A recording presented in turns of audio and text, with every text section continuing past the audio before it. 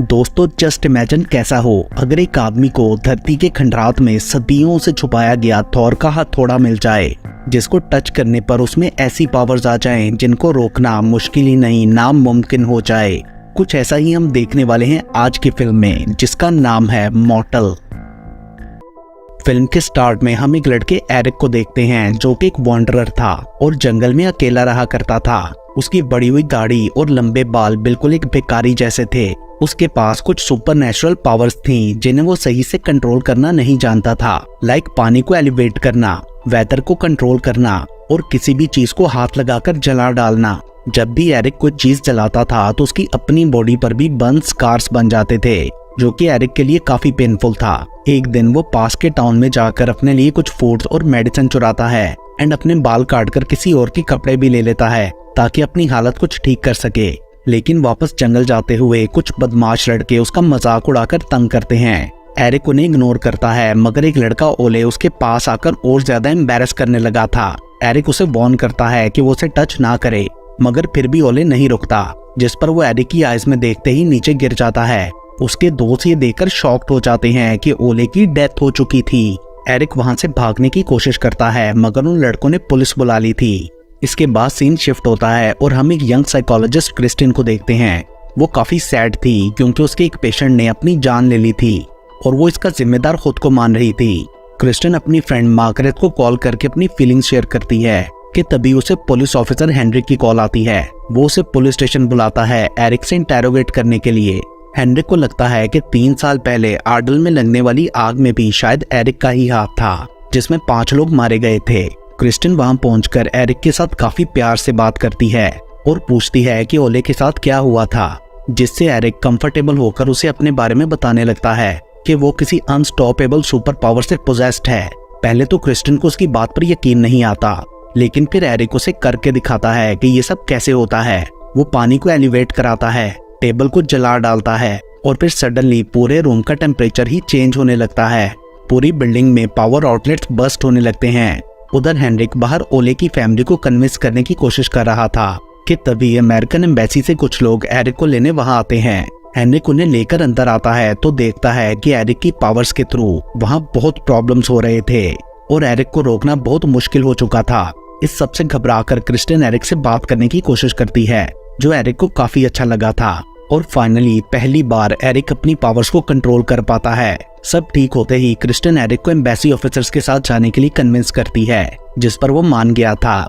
वो खुद ही सिरिंज लेकर खुद को सिडेट करता है और वो लोग उसे हेलीकॉप्टर के थ्रू वहां से ले जाते हैं, मगर अनफॉर्चुनेटली उसे ऊपर जाते ही होश आ गया था और वो पैनिक करने लगता है। एजेंट हैथवे उसे काम डाउन करने की कोशिश करती है, मगर कोई फायदा नहीं होता।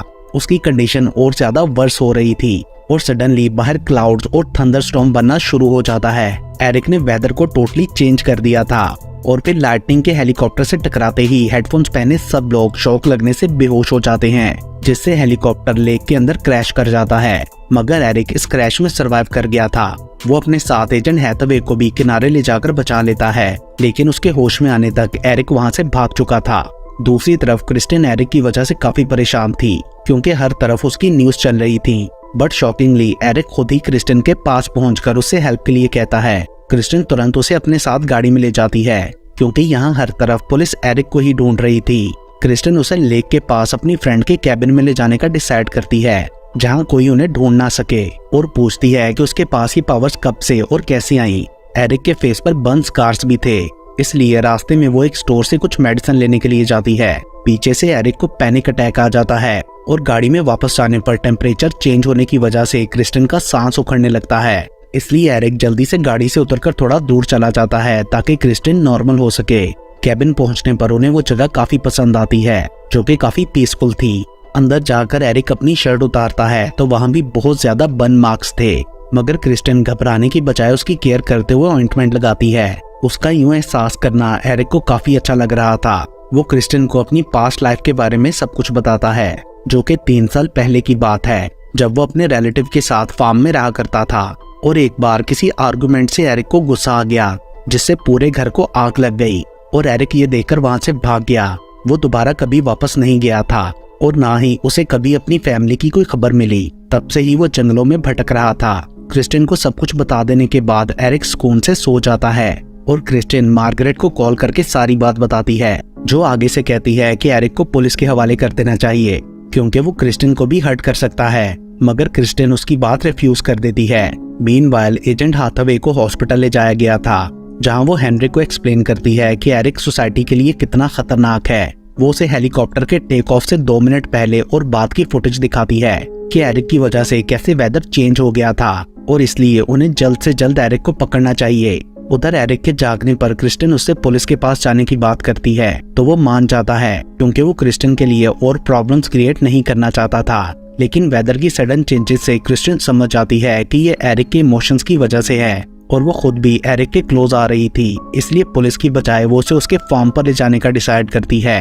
रास्ते में क्रिस्टिन को मार्गरेट और हेनरी की कॉल्स भी आ रही थी, मगर वो अपना फोन पानी में फेंक देती है ताकि एरिक सेफ रहे। उसके बाद आगे क्रिस्टिन एक गैस स्टेशन पर कुछ फूड आइटम्स लेने के लिए रुकती है, मगर वापसी पर एरिक कार में नहीं होता एंड टीवी पर उनके लिए वांटेड की न्यूज भी चल रही थी। इस सब से क्रिस्टिन काफी घबरा गई थी। एरिक को ढूंढने पर वो उसे स्टोर की बैक साइड पर मिलता है। वो कुछ खोया खोया सा लग रहा था। क्रिस्टिन उसे जल्दी से गाड़ी में बिठाकर वहाँ से निकल जाती है। रास्ते में एरिक उसे अपने विजन्स के बारे में एक्सप्लेन करता है और कहता है कि मैं एक बड़ा सा पेड़ देखता हूँ और अर्थ के सारे elements water, air, fire, thunder और मिट्टी को फील कर सकता हूँ। उसे वहाँ खड़े नेचर की बहुत सारी चीजें दिखाई दे रही थी, जो कि उसके लिए बिल्कुल एक नई दुनिया थी। एरिक ये सब बता रहा था कि सडनली उन्हें पुलिस सायरन सुनाई देने लगता है, जिससे पैनिक होकर क्रिस्टिन फास्ट ड्राइव करने लगी थी। बट तभी उनकी गाड़ी का एक्सीडेंट हो जाता है, जिससे एरिक को शॉक लग गया था और लाइटनिंग वोल्टेजेस निकलने से गाड़ी खराब हो जाती है। उन दोनों को एक ट्रक ड्राइवर लिफ्ट देता है। दूसरी तरफ नॉर्वेजियन पुलिस और एजेंट हैथवे को उनकी गाड़ी मिल जाती है।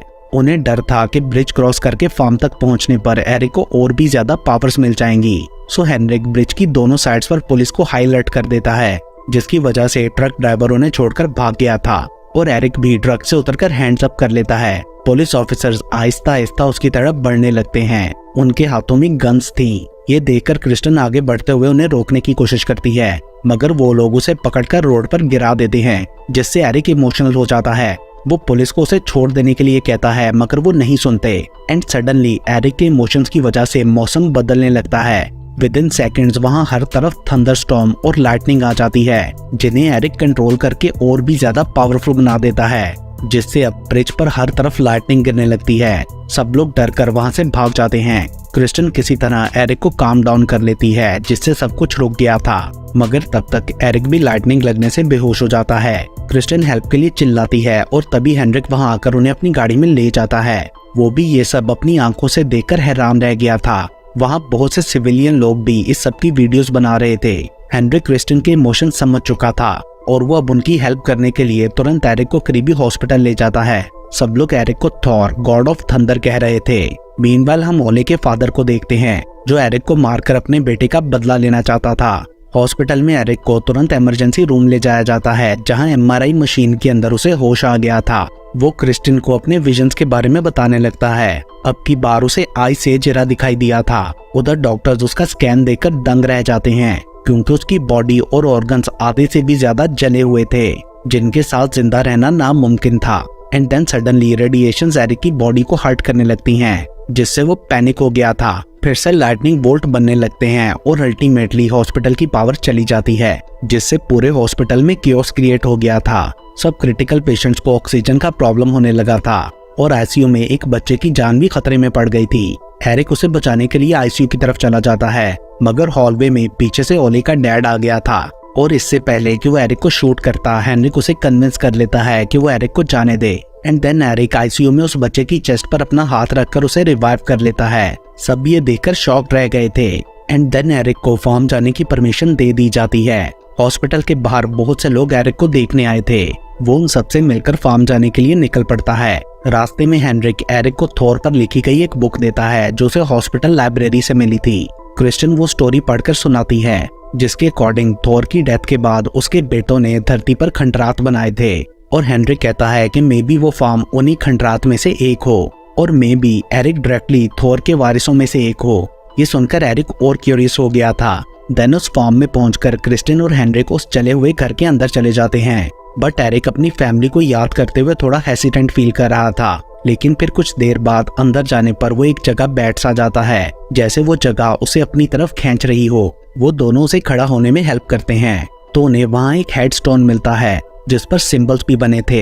हेनरिक अपनी टीम को वहाँ खुदाई करने के लिए बुलाता है। मीनवाइल एजेंट हैथवे अपने आदमियों के साथ उस पूरे एरिया को घेर लेती है ताकि कुछ भी गड़बड़ होने पर वो एरिक को शूट कर दें। उधर टीम को वहाँ खुदाई के बाद एक गड्ढा मिलता है जिसके अंदर जाने पर वहाँ बहुत से रून स्टोन्स थे।